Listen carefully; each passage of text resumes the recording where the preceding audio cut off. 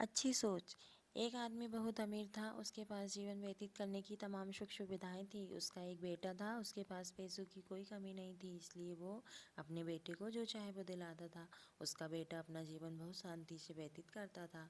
एक दिन इस आदमी ने सोचा कि मैं अपने बेटे को यह एहसास कराऊंगा कि तुम कितना शांति से तमाम सुख सुविधाओं के साथ अपना जीवन व्यतीत करते हो।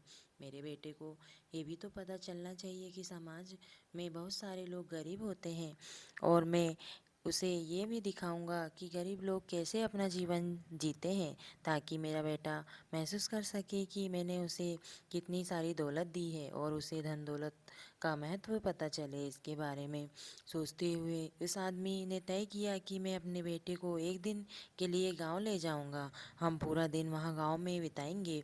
एक दिन वो अपने बेटे को अपने पास के एक गांव में लेकर गया और वो दोनों पूरा दिन एक किसान के साथ रहे। उस आदमी ने अपने बेटे को पूरा गांव दिखाया और साथ ही गांव में लोग कैसे रहते हैं, क्या करते हैं और क्या खाते पीते हैं, वो सब दिखाया।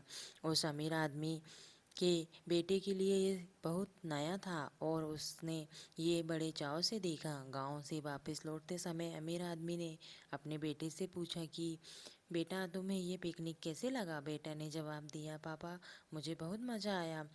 पिता ने अपने बेटे से पूछा, बेटा, क्या तुमने देखा कि गांव में गरीब लोग कैसे रहते हैं? बेटा ने कहा, हाँ पापा, मैंने सब कुछ देखा। पिता ने कहा, बेटा, तुमने वहाँ पर क्या देखा, मुझे बताओ। बेटे ने कहा, पापा, मैंने देखा कि हमारे पास घर में एक कुत्ता है। वैसे गांव में उन लोगों के पास गाय है। हमारे पास एक स्विमिंग पूल है जो कि सिर्फ हमारे घर की सीमाओं के भीतर सीमित है। उनके पास तालाब और नदियां हैं जिनकी कोई सीमा नहीं है।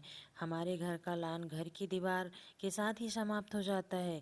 उन लोगों का घर का लान जमीन है जो कि जहाँ तक नज़र जाए वहाँ तक फैली हुई है।